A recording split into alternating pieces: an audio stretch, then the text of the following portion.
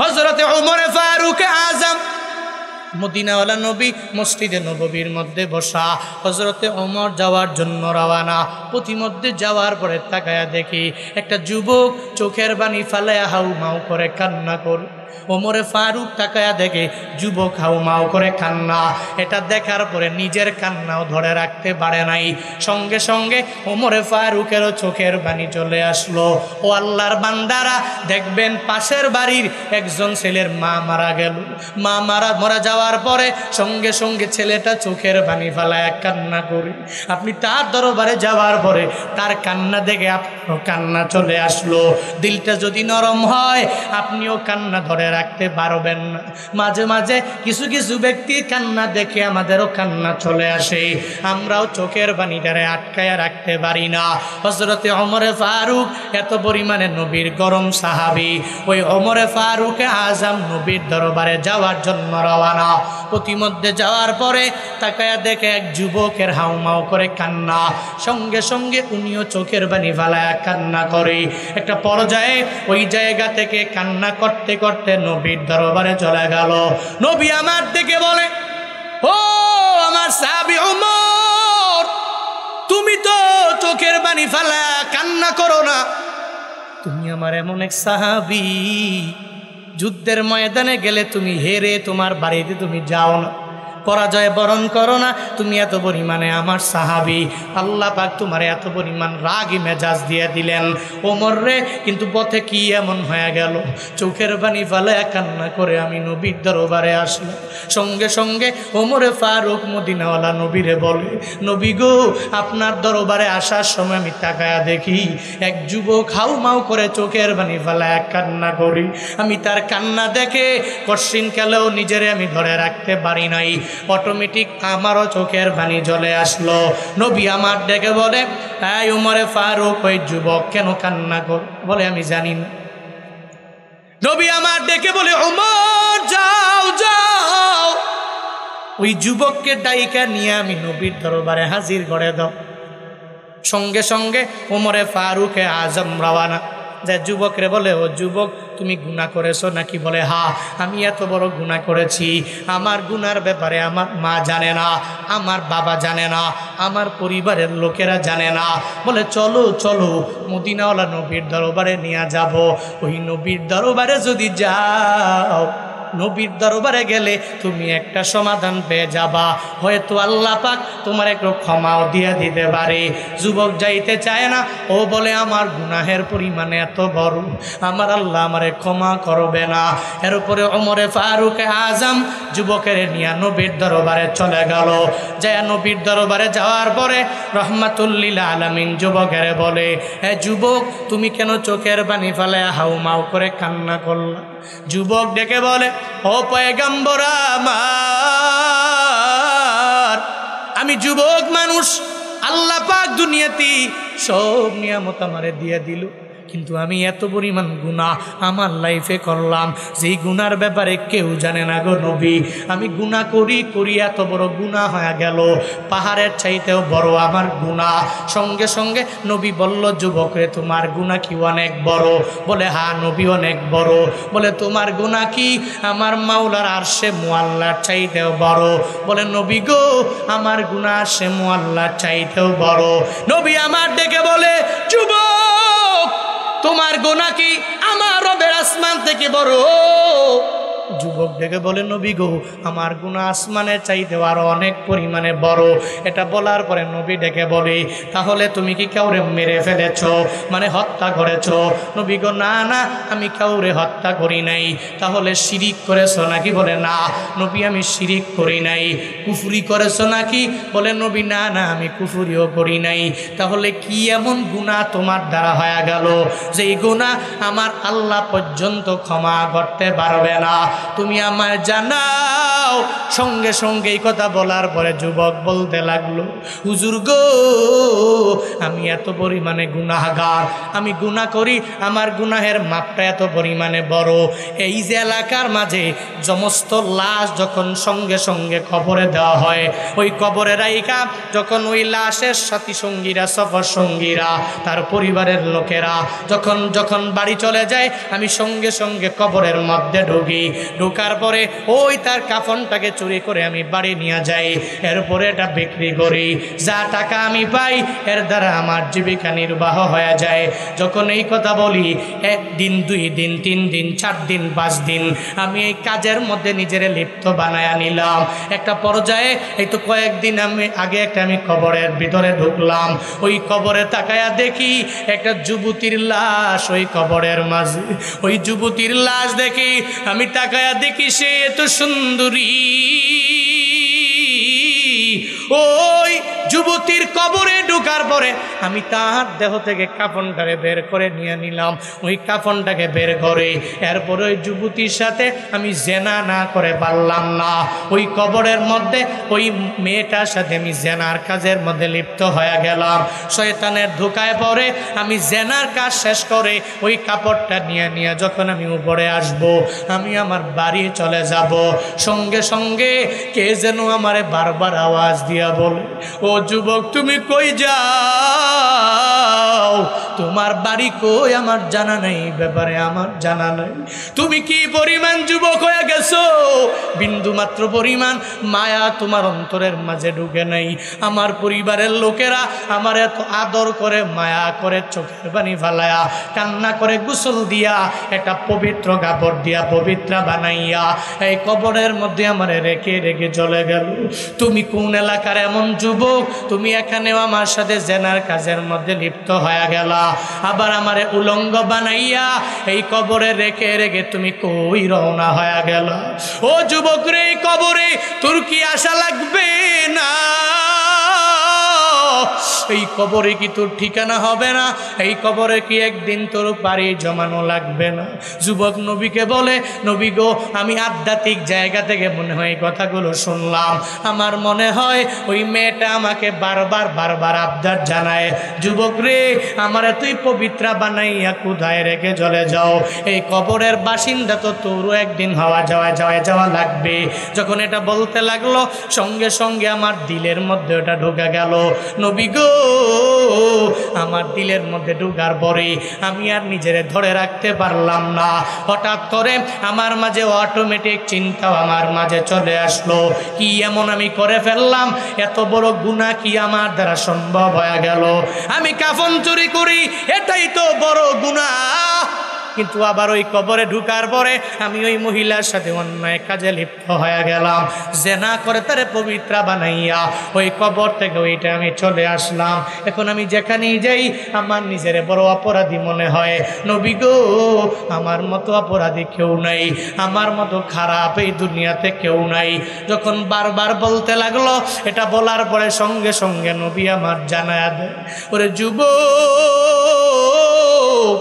মানুষ কি এত পরিমাণ গুনাহ করে? একটা যুবক তো গুনাহ করতে পারলে লিমিটে আছে, কিন্তু এত আনলিমিটেড গুনাহ একজন বান্দার দ্বারাও কি হয়ে যায়? নবী যখন বলল, এবার যুবক মনে মনে চিন্তা ভাবনা করে, আমার গুনাহের পরিমাণ এত বড়, আমার আল্লাহ বুঝি আমারে ক্ষমা করবে না। কারণ নবী আমারে বলল আমি বড় গুনাহগার। নবী যদি বলতে পারে আমার আল্লাহ আমারে ক্ষমা করবে না, যুবক দৌড়াইয়া নবীরে বলে, ও নবী আমার, আমি এলাকায় থাকতে রাজি না। নবীর দরবার থেকে একটা দৌড় দিয়া বের হয়ে যায়, একটা বিশাল পাহাড় দেখে, ওই পাহাড়ের চূড়ায় গিয়া একা একা দাঁড়ায়া ওখানে বসে বসে বারবার বারবার ধ্যানমগ্ন করে আর আল্লাহর দরবারে গুনাহের কথা চিন্তা করে জানা দেয়, ও দয়ার মালিক, আমার গুনাহ এত বড়, এই গুনাহ তুমি ছাড়া কেউ ক্ষমা করতে পারবে না। আল্লাহ গো, আমি গুনাহ করেছি, আমি অন্যায় করলাম, আমি অপরাধ করলাম, আমার মতো গুনাহগার কেউ নাই, আমার মতো অপরাধী কেউ নাই। বারবার আবদার জানায় একটা ইস্তিগফার আছে, যে ইস্তিগফারটা সমস্ত ইস্তিগফারের নেতা, সাইয়্যিদুল ইস্তিগফার। যে ইস্তিগফার যখনই বান্দা আমার মাওলার দরবারে করে, আল্লাহ পাক ওই বান্দারে ক্ষমা না করে বাড়ে না। ওই যুবকের মনে পড়ে গেল ওই দামি ইস্তিগফার। সঙ্গে সঙ্গে পাহাড়ের চূড়ায় দাঁড়াইয়া আল্লাহর দরবারে আবদার জানায়, আল্লাহুম্মা আনতা রাব্বি লা ইলাহা ইল্লা আনতা খলাকতানি ওয়া আনা আবদুক ওয়া আনা আলা আহাদিক ওয়া ওয়া'দিকা মাস্তাতাতু আউযু বিকা মিন শাররি মা সানাতু আবুউ লাকা বিনি'মাতিকা আলাইয়া ওয়া আবুউ লাকা বিদামবি ফাগফিরলি ফাইন্নাহু লা ইয়াগফিরুদ দুনুবা ইল্লা আনতা। আল্লাহর দরবারে এই কথাটা বলে বলে বারবার আবদার করে, আল্লাহ তুমি আমার রব, তুমি আমার জিন্দেগীর গুনাহ ক্ষমা করে দিতে পারো। আল্লাহর কাছে বলে, আল্লাহুম্মা আনতা রাব্বি লা ইলাহা ইল্লা আনতা খলাকতানি। আল্লাহ গো, তুমি আমার রব, আমার জিন্দেগীর গুনাহ সব তুমি ক্ষমা করে দিতে পারো। ও আল্লাহ, তুমি ছাড়া আমার জিন্দেগীর গুনাহ কেউ ক্ষমা করতে পারে না। ওই পাহাড়ের চূড়ায় দাঁড়াইয়া যুবক কার দরবারে কান্না করে? আরো জোরে বলেন। যুবক যে পাহাড়ের চূড়ায় দাঁড়ায় রবের দরবারে আবদার জানায়, দুনিয়ার কেউ দেখে না, দুনিয়ার কেউ জানে না, একজন জানে, চিল্লায়া বলো তার না। আল্লাহ জানেনি? যুবকের গুনাহের ব্যাপারে আল্লাহ জানে, ওই গুনাহের পরে তওবার ব্যাপারে আল্লাহ জানে। আল্লাহ তো তাকায়া তাকায়া দেখে, আল্লাহ বান্দার পুরা বডিটা দেখে না, বরং অন্তর দেখে, বান্দার মনটাকে দেখে আমার আল্লাহ বিচার করে। সঙ্গে সঙ্গে ওই যুবক যখন বারবার রবের দরবারে কান্না করে, 40 দিন পর্যন্ত এক টানা রবের দরবারে কান্না করে করে চোখের পানি ফালাইয়া এত পরিমাণ অশ্রু ঝরাইল। বারবার রবের দরবারে বলে, আল্লাহ গো, আমার মতো গুনাহগার কেউ নাই, আমার মতো ফাজির কেউ নাই, আমার মতো পাপাচারী কেউ নাই, নফসে আম্মারার ধোকায় পড়ে আমার মতো গুনাহ করনেওয়ালা কেউ নাই। বারবার যখন বলে, আল্লাহ পাকের কাছেও তাওবাটা বড্ড পছন্দ হয়ে গেল। আল্লাহ পাক ডেকে বলে, ও জিবরাইল, আমার মদিনাওয়ালা নবীর দরবারে যাও। আমার নবী জানে না এই যুবক যে এত পরিমাণ তাওবা করে, আমি রবের দরবারে কবুল হয়ে গেল। আল্লাহ পাক জিবরাইলের রহমাতুল লিল আলামিনের দরবারে পাঠায়া দেয়। আল্লাহ বলে, জিবরাইল রে, নবীরে 2টা প্রশ্ন করবি, ওই প্রশ্নের উত্তর নবী দেওয়ার পরে ওই যুবকের ক্ষমার ব্যাপারে নবীরে বলবি। জিবরাইল নবীর কাছে আসলেন, আসসালামু আলাইকা ইয়া রাসূলুল্লাহ, আসসালামু আলাইকা ইয়া হাবিবাল্লাহ। নবী গো, এই যে আসমান আর জমিন কে বানাইছেন একটু বলেন না? নবী সঙ্গে সঙ্গে জানায়া দিল, জিবরাইল রে, এই ছোট প্রশ্ন তুমি আমারে কেন করলা? আমি জানি জানি জানি এই আসমান তো দুনিয়ার কেউ বানায় নাই, আসমান তো আল্লাহ পাক বানাইছে। জিবরাইলকে, নবী গো, এই জমিনটা কে বানাইছে? বলে আল্লাহ বানাইছে। এবার জিবরাইলকে, নবী আমার, এই আসমানের নিচে জমিনের উপরে সমস্ত চতুষ্পদ জন্তু থেকে নিয়া সমস্ত প্রাণীকুলের রিজিকের ব্যবস্থা কে করেন? দুনিয়ার মানুষ নাকি আল্লাহ? মদিনাওয়ালা নবী বলেন, আমার আল্লাহ ছাড়া কেউ রিজিকের ব্যবস্থা করে না, রিজিকের ব্যবস্থা তো আমার আল্লাহ তাআলাই করে দেন। ওয়ামা মিন দাবাতিন ফিল আরদি ইল্লা আলাল্লাহি রিজকুহা। আল্লাহ পাক বলেন, ওয়ামা মিন দাব্বা ফিল আরদ, দুনিয়াতে এমন কোনো প্রাণী নাই, এমন কোনো চতুষ্পদ জন্তু নাই, এমন কোনো প্রাণীকল নাই, এমন কোনো প্রাণীর শ্রেণী নাই, ইল্লা আলাল্লাহি রিজকুহা, যে সমস্ত প্রাণীর রিজিকের ব্যবস্থা আল্লাহ পাক করে না। সুবহানাল্লাহ পড়বেন না? আরো জোরে পড়বেন না? কি রাগ করতেছেন নাকি আপনারা? ওমা মিন দাবাতিন ফিল আরদি ইল্লা আলাল্লাহি রিজকুহা।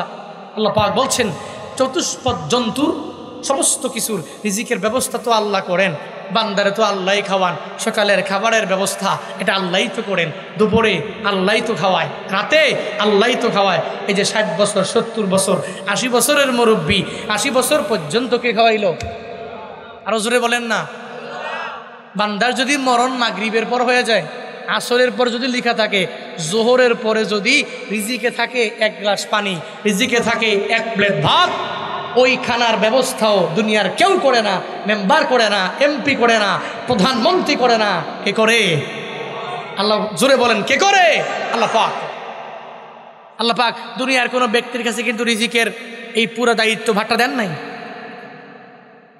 আল্লাহ যদি আমেরিকার ডোনাল্ড ট্রাম্পের হাতের মধ্যে রিজিকের দায়িত্ব ভার দিয়ে দিত, ডোনাল্ড ট্রাম্পের ক্ষমতার সময় বলতো জো বাইডেনের খাবার দেওয়া হবে না। জো বাইডেনের হাতে যদি আল্লাহ রিজিকের দায়িত্ব ভারটা দিয়ে দেয়, সঙ্গে সঙ্গে জো বাইডেনের ক্ষমতা বর্তমানে চলমান, ও বলবে ডোনাল্ড ট্রাম্পের দেওয়া হবে না। আল্লাহ যদি আমার প্রধানমন্ত্রীর হাতে দিয়ে দিত, প্রধানমন্ত্রী বলতো যারা আমারে মানো নাই, আমারে ভোট দেও নাই, তুমকো একজনেরও খাবার দেওয়া হবে না, প্রত্যেকে রিজিকের দরওয়াজা বন্ধ করে দিলাম।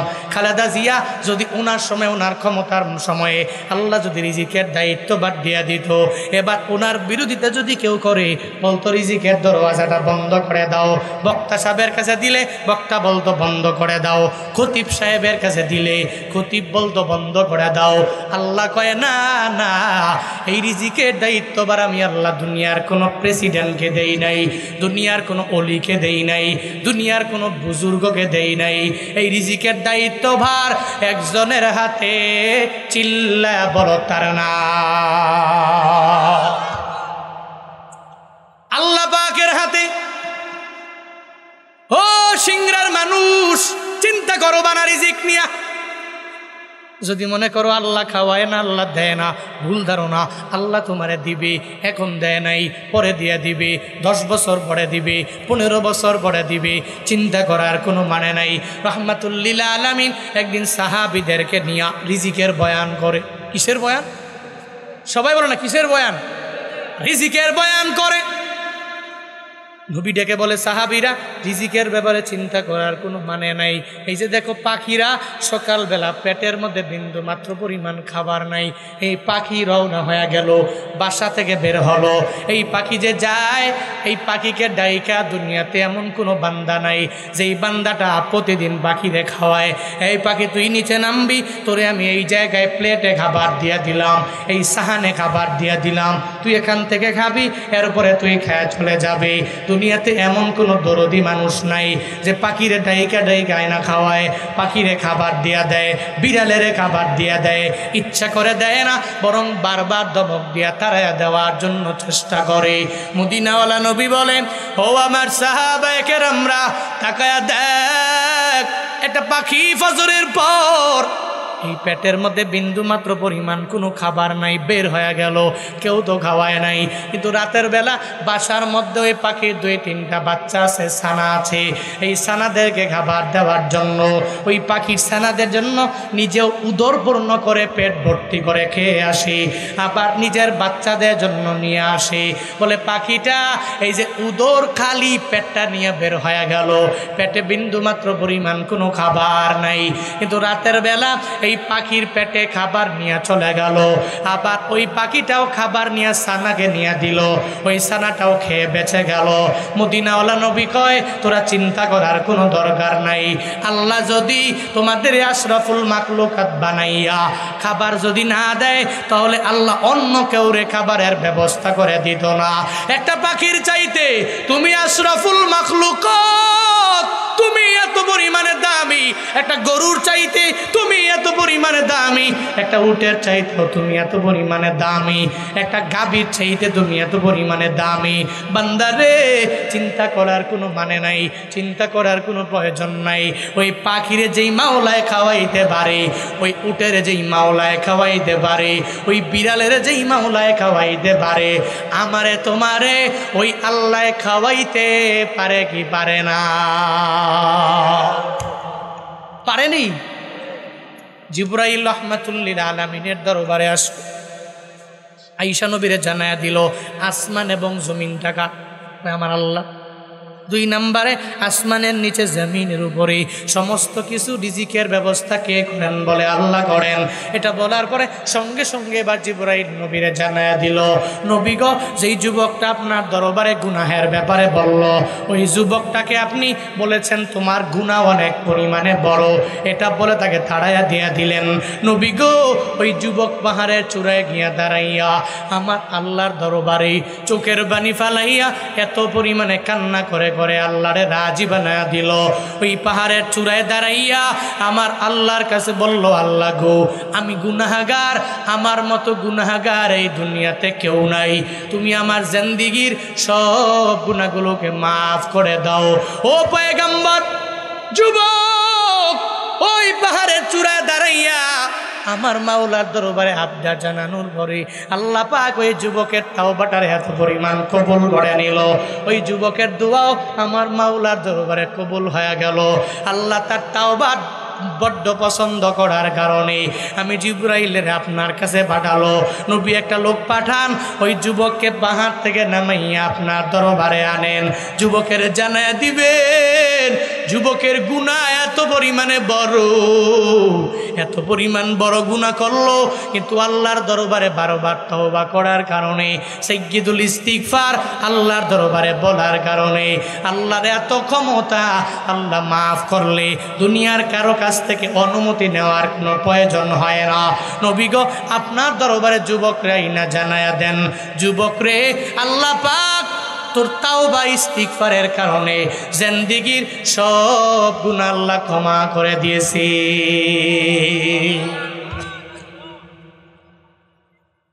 যুবকের যে ক্ষমা করলো আল্লাহ পাক জিবরাইলের মাধ্যমে পাঠায়া, এত বড় গুনাহ, এত বড় অপরাধ, এত বড় গুনাহ যে করার পরে আল্লাহ মাফ করে দিল। আল্লাহ কারো কাছ থেকে অনুমতি নেওয়া লাগবে, পারমিশন নেওয়া লেগেছে।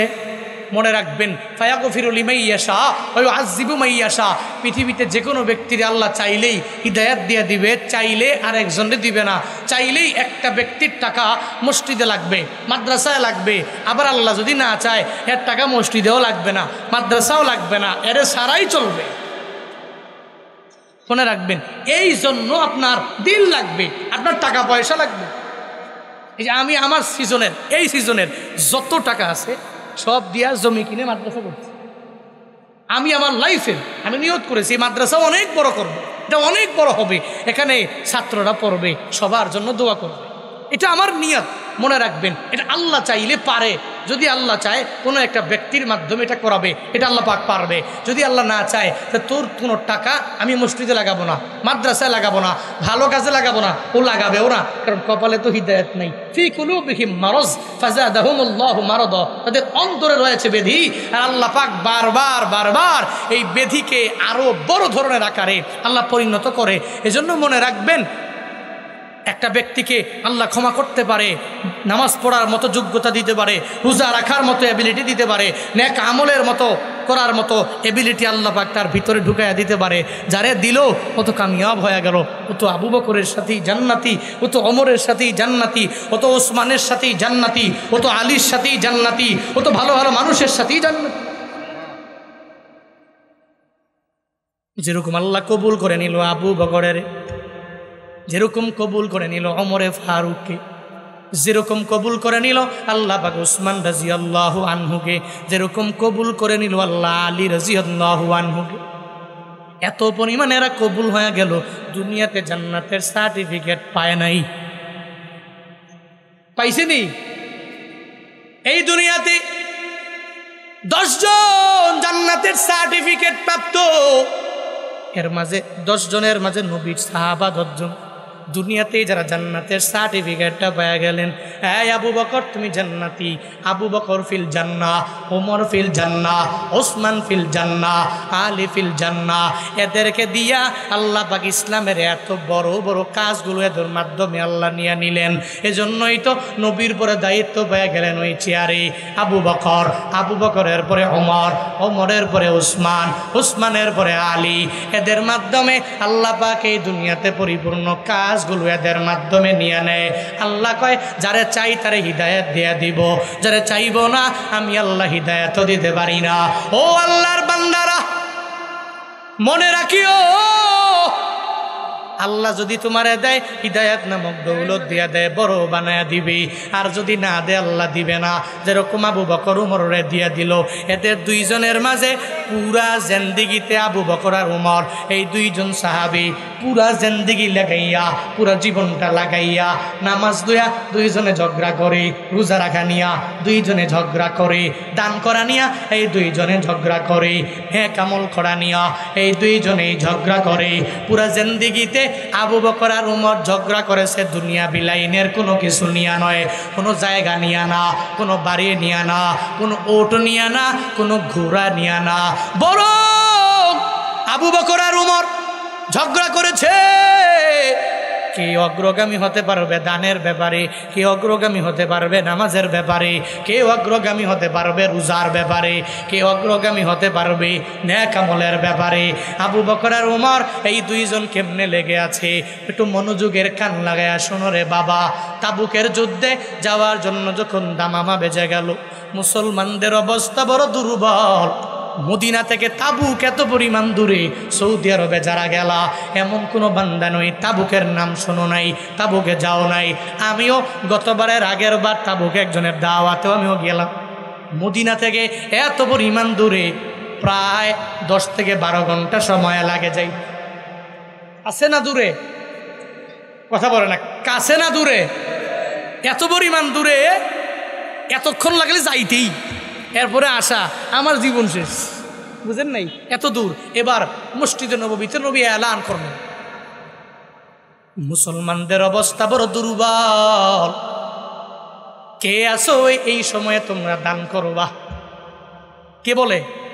নবী বলে আমাদের অবস্থা বড় দুর্বল, কে আসো তোমরা দান করবা? তোমরা যদি 1 টাকাও যদি এই তাবুকে দান করতে পারো, আমি নবী ঘোষণা দিলাম আমার মাওলা এই দানের বদৌলতে তোমাদেরকে জান্নাত দিয়া দিবে। নবীর জবান থেকে দানের এই ওয়াজ শোনার পরে সাহাবায়ে কেরাম তো আর এক জায়গায় বসে থাকতে পারে না, সঙ্গে সঙ্গে সব সাহাবায়ে কেরাম দৌড়াইয়া চলে গেল। এরা টাকা আনার জন্য কেউ কেউ দিরহাম আনবে, কেউ ওট আনবে, কেউ ঘোড়া আনবে, সব নবীর দরবার থেকে উঠে উঠে বাড়ির দিকে রওনা। কারণ নবী বলছে এই তাবুকে যদি আমি 1 টাকাও দিতে পারি, অল্প যদি দিতে পারি, আল্লাহ পাক এই উসিলে আমারে মাফ করে জান্নাত দিয়া দিতে পারে। নবীর এই কথা শুনে আবু বকর দৌড়ায়া গেল, ওমর দৌড়ায়া গেল, ওসমান আলী সব দৌড়ায়া চলে গেল। একটা পর্যায়ে সব সাহাবায়ে কেরাম যখন তাদের পক্ষ থেকে যার যার সামর্থ্য অনুযায়ী মসজিদে নববীতে আনলো, নবী প্রত্যেকের দানগুলো গ্রহণ করার জন্য বসে গেল। নবী আমার ডেকে বলে, হে আলী তুমি কি ঘর থেকে আনলা, কি রেখে আসলা? এবার আলী জানায়া দিল এটা এটা আনলাম। নবী আমার হযরতে আলীর বরকতের জন্য দোয়া করলেন। এভাবে সঙ্গে সঙ্গে উসমানকে জিজ্ঞাসা করলেন, রে উসমান ঘরে কি রাখলা? ওই ঘর থেকে তুমি কি নিয়ে আমার দরবারে আসলা? নবীকে বলার পরে নবী তার সম্পদের বরকতের জন্য রবের দরবারে দোয়া করলো। এরপরে রহমাতুল লিল আলামিন জানায়া দিল, ওমর রে তুমি আমার দরবারে কি আনলা, আর ঘরের মধ্যে তুমি কি রেখে আসলা? এর ফাঁকি দিয়া হযরতে ওমরে ফারুক আর আবু বকরের মাঝে খালি কে আগে যেতে পারবে নামাজের লাইনে, রোজার লাইনে, দ্বীনি লাইনে, নেক আমলের লাইনে, দানের লাইনে কে অগ্রগামী হতে পারবে, কে প্রথম হয়ে যেতে পারবে, এই চিন্তা নিয়ে দুইজনে বারবার কম্পিটিশন করে, দুইজনে বারবার প্রতিযোগিতা লাগায়া দেয়। একটা পর্যায়ে উমর রাদিয়াল্লাহু আনহু বাড়ি যাওয়ার পরে বাড়ি থেকে যায় বিবিরে বলে, বিবিরে তাবুকের যুদ্ধের জন্য দান করা লাগবে, এই ঘরের মধ্যে অর্ধেক সম্পদ রেখে দাও, আর অর্ধেক সম্পদগুলো আমায় দাও, আমি এগুলো নিয়ে নবীর দরবারে যাব। বিবি দিয়ে দিলেন। এই অর্ধেক সম্পদ নিয়ে যখন রওনা করে প্রতিমধ্যে যাওয়ার পরে ওমরে ফারুকে আজম একটু চিন্তা ভাবনা করে, হায় রে আবু বকরের তো জীবনে একবারও আমি পেছনে ফালাইতে পারি নাই, আজকে আমার সম্পদের অর্ধেক সম্পদ আমি নবীর দরবারে নিয়ে যাব, আজকে আমি আবু বকরের পেছনে ফালাইয়া দিব, আজকে আমি ওমর প্রথম হয়ে যাব, আবু বকর দ্বিতীয় হয়ে যাবে। বান্দারারে একটু মনোযোগের কান লাগায় শুইনরে বাবা, আল্লাহ পাক এদের কি পরিমাণ দামি বানায়া দিল, কি কারণে দিল? আল্লাহ পাক এদের এত পরিমাণে দৌলত দিয়ে দিল। আবু বকর উমর দুইজনে মিলা ঝগড়া করা হালাতে এবার উমরে ফারুক এই সম্পদ নিয়া নবী যখন বলে ওমর রে তুমি কি সম্পদ আনলা, কি ঘরের মধ্যে রেখে আসলা? ওমরে ফারুকে আজম নবীকে বলে, নবী গো, ঘরের মধ্যে আমি সম্পদটারে এক জায়গায় করলাম, আর এই সম্পদগুলো কি আমি অর্ধেক করে আমার ঘরের মধ্যে রেখে আসলাম, আর বাকি সম্পদ নিয়ে আমি আপনার দরবারে নিয়ে আসলাম। তাবুকের যুদ্ধের জন্য এই সম্পদগুলো ধরেন আপনাকে আমি দিয়ে দিলাম। নবী ওমরে ফারুকের জন্য দোয়া করলো, আল্লাহ পাক তোমাকে বরকত দিয়া ভরপুর বানায়া দেখ। ও উমর, আমি তোমার জন্য দোয়া করে যা দিয়েছে আমি ফি সাবিলিল্লাহ দিয়ে দিলাম। নবী আপনি জানেন আমি যখন ইসলামের জন্য আমার টাকা পয়সাগুলো ব্যয় করে আপনার হাতে জীবনের প্রথম আমি কালিমা পড়ে মুসলমান হলাম, সব কাফেরেরা আমার দরবারে আইসা বলে আবু বকর এত বড় বণিক ছিল, এত বড় ব্যবসায়ী ছিল, কিন্তু কি এক ধর্ম পালন করলো, সে তো এখন ক্ষতিগ্রস্ত হয়ে গেল, এই ধর্মে সব টাকা দিয়া দিল।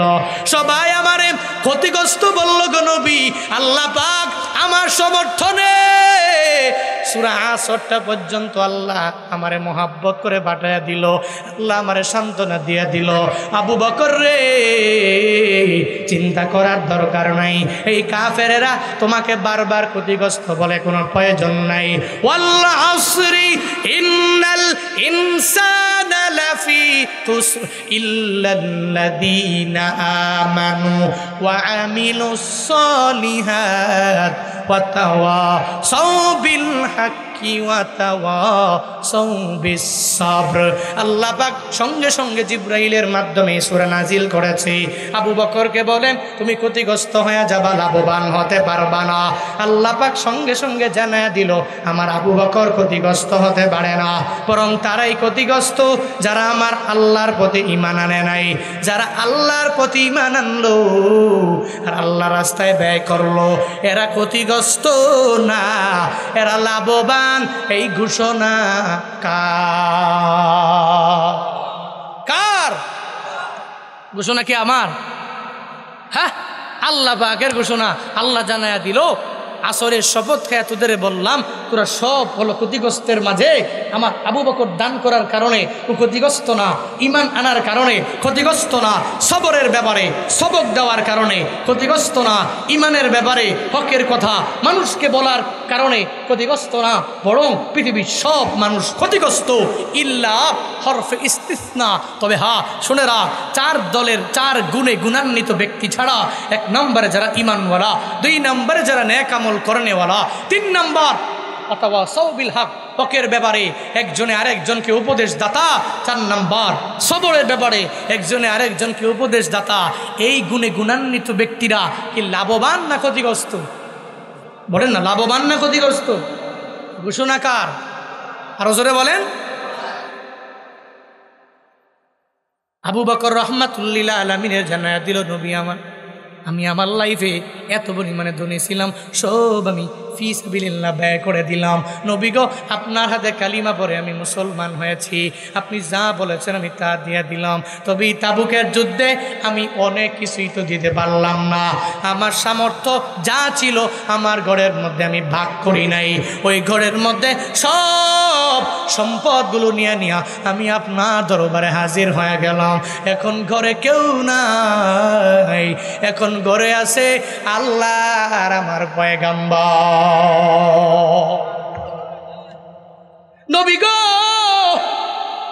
আমার ঘরে কেউ নাই, এখন ঘরের মধ্যে আমার আল্লাহ আছে আর পয়গাম্বর আছে, দুনিয়ার কেউ আমার ঘরের মধ্যে আর নাই, এগুলোই আমার আছে। যা সম্পদ ছিল সব সম্পদ নিয়ে নবী আপনার দরবারে হাজির হয়েছি। উমরে ফারুকে আজম সঙ্গে সঙ্গে আওয়াজ দিয়ে জানায়া দিল, না, আমি আমার লাইফে আবু বকরকে ঠকানোর জন্য আমি এত পরিমাণে চেষ্টা করলাম, আমি প্রথম হয়ে যাব, আবু বকরকে দ্বিতীয় বানাবো, কিন্তু দ্বীনি লাইনে কম্পিটিশন করে করে ওমরে ফারুক দুনিয়ার সব মানুষের জানায়া দেয়, এই দুনিয়ার মানুষেরা আমি ওমরে ফারুক পুরা জিন্দেগি লাগাইয়া আমি টাকা পয়সার মাধ্যমে বিভিন্ন মাধ্যমে দ্বীনি লাইনে আমি আবু বকরকে পেছনে ফালাইয়া একটু নিজে এক নাম্বার হওয়ার জন্য চেষ্টা করেছি, কিন্তু মৃত্যু পর্যন্ত আমি দানের আগের লাইনে আবু বকরের সামনে যেতে পারি নাই, আমি 2 নাম্বার হয়েছি, কিন্তু আবু বকর নবীর সামনে প্রথম হয়ে গেল। ও নাটোরের মুসলমানেরা, ও গারাবাড়ির মুসলমানেরা, ও ডাহিয়ার মুসলমানেরা, হযরত আবু বকর আর ওমরে ফারুকে আজম এই 2 জনে মিলে দ্বীনি লাইনে প্রতিযোগিতা করে যদি এত পরিমাণে দানশীল হয়ে যেতে পারে, যাদেরকে আল্লাহ পাক জান্নাতের মালিক বানায়া দিলেন, দুনিয়াতে যারা জান্নাতের সার্টিফিকেট পায়া গেলেন, ও বান্দারা বলো, তুমি যদি দান করো আল্লাহকে তোমার দামি বানাইতে পারে না? পারেনি? পারেনি? এই যে গারাবাড়ি, সরিষাবাড়ির এই 2 গ্রামের লোকেরা যদি তোমরা আবু বকরকে অনুসরণ করে নিজের যদি দানশীল বানায়া নাও, ওমরকে অনুসরণ করে যদি দানশীল বানায়া নাও, আর আল্লাহর দরবারে বলতে পারো, আল্লাহ গো আমি এই 500 টাকা দিলাম, আমি এই 1000 টাকা দিলাম, আমি এই 5000 দিলাম, আমি এই 10,000 দিলাম, সব তোমার জন্য আল্লাহ, তুমি আমারে আবু বকরের সাথে জান্নাতে দিয়ে দিও, ওমরের সাথে জান্নাতে দিও, ওসমানের সাথে জান্নাতে দিও, আমারে আলীর সাথে জান্নাতে দিয়ে দিও। আল্লাহ চাইলে তো তোমার এই দানের বদৌলতে জান্নাতি দিয়া দিতে পারে।